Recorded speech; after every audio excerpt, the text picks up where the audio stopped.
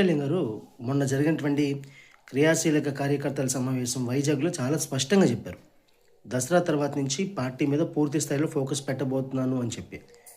ఇటీవల జనసేన పార్టీ శాసనసభాపక్ష సమావేశం నిర్వహించి పవన్ కళ్యాణ్ గారు చెప్పింది, దాదాపు ఒక్కొక్క ఎమ్మెల్యేకి 5 నియోజకవర్గాల బాధ్యతలు ఇవ్వబోతున్నారు అనేది స్పష్టంగా చెప్తా ఉంది. అంటే ఆ 5 నియోజకవర్గాల్లో పార్టీ కార్యకర్తలకు గైడెన్స్ ఇవ్వడం, పార్టీ బలపడే విధంగా చూడడం, స్థానిక సంస్థలకు రూట్ మ్యాప్ తయారు చేసుకోవడం, ఈ విధంగా అంటే ఓవరాల్గా జనసేన పార్టీ ఒక 100 నియోజకవర్గాల మీద 100 నియోజకవర్గాల్లో పార్టీ బలోపేతం మీద పూర్తి స్థాయిలో ఫోకస్ పెట్టింది అనేది అర్థమవుతూ ఉంది.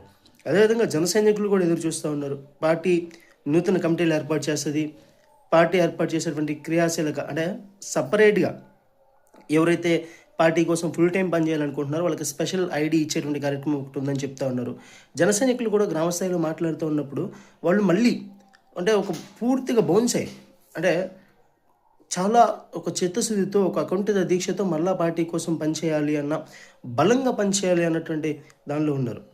సో ఈ ఇన్ని కూడా చూస్తూ ఉంటే రాబోయే స్థానిక సంస్థల ఎన్నికల్లో జనసేన పార్టీ తనదైన మార్కుని చూపించబోతుందనే స్పష్టంగా అర్థమవుతూ ఉంది.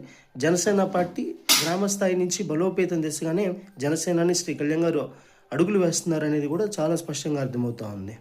చూద్దాం.